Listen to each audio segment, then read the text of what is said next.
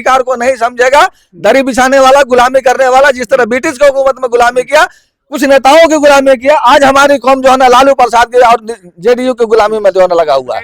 सरकार नहीं बनेगी, लेकिन जिसकी भी सरकार बनेगी हमारे बदौलत बनेगी। अगर बनेगी तो हम शेयर लेकर के बनावेंगे। 50 भी लड़ते हैं तो 50 में से 40 आएगा हमारा सीट। बनाने का चाल है, मुसलमान अगर नहीं लड़ेगा तो ये इनकी गद्दी बनेगी। ये कोई कुछ नहीं करेगा किसी मुसलमान के लिए। हम जो है ना फिर से दरी बिछावेंगे, वो जिंदगी भर गुलामी की तरफ ही जाएंगे। उसको वोट नहीं देंगे, असदुद्दीन ओवैसी के जरिए हम उसको सपोर्ट देंगे। एसपी की सीएम अगर बनेगा भी तो बगैर हमारे सपोर्ट के नहीं बनेगा। आर्थिक स्थिति कमजोर करने वाला अगर कोई है मुसलमान की तो वो लालू प्रसाद है। लेकिन वहां के मुसलमानों को सूझ नहीं हुआ कि ये कहां से साजिश चल रही है, इसका जड़ कहाँ है। सिर्फ लोगों ने देख लिया कि भाई मुलायम सिंह तो हमारा, इस बिना पे हम असदुद्दीन ओवैसी को वोट देंगे।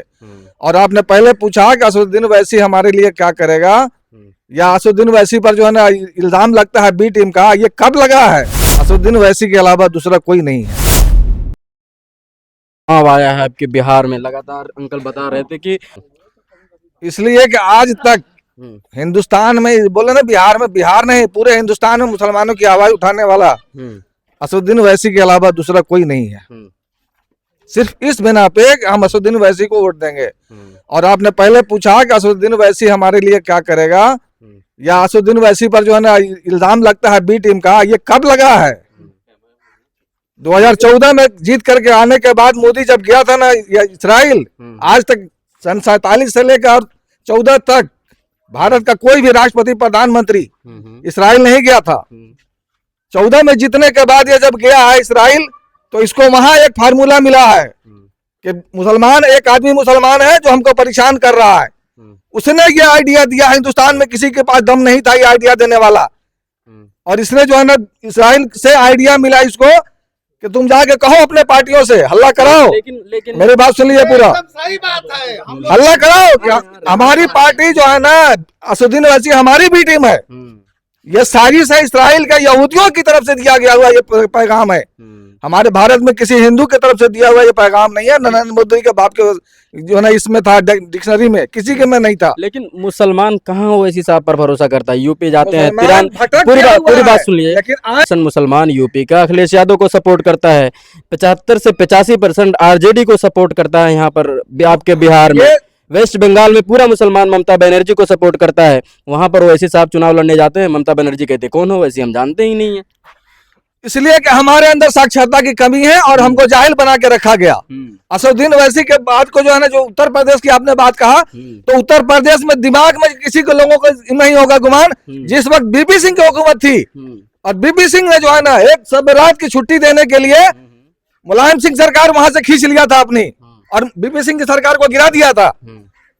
लेकिन वहां के मुसलमानों को सूझ नहीं हुआ कि ये कहां से साजिश चल रही है, इसका जड़ कहाँ है। सिर्फ लोगों ने देख लिया कि भाई मुलायम सिंह तो हमारा ये है, टोपी पहन करके जो है ना, और अयोध्या के ऊपर गोली चलवा दिया, मुसलमान समझ लिया कि मुसलमान हमारे ये है। जिस तरह लालू प्रसाद किसी भी मुसलमान का कभी नहीं हुआ।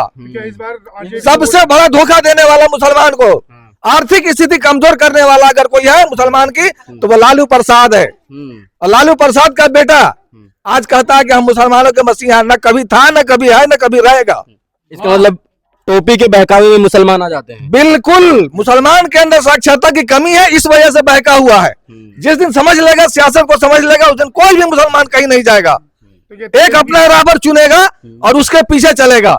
आज हम लोगों के अंदर जाहिलियत भरी हुई है, जिस वजह से हम सब बिखरे हुए हैं। तो क्या तेजस्वी को सीएम नहीं बनाएंगे? नहीं, कभी नहीं हो सकता है। किसको बनाएंगे? तेजस्वी की सीएम अगर बनेगा भी तो बगैर हमारे सपोर्ट के नहीं बनेगा। आप ही की सपोर्ट तो मांग रहे हैं, लेकिन नहीं तो हम सपोर्ट दूसरी तरफ से देंगे। ऐसा उससे डायरेक्ट उसको वोट नहीं देंगे, असदुद्दीन ओवैसी के जरिए हम उसको सपोर्ट देंगे। तो आपने अगर सपोर्ट हमारा अधिकार होगा ना, उसमें हमारा शेयर होगा तब हम सपोर्ट करेंगे।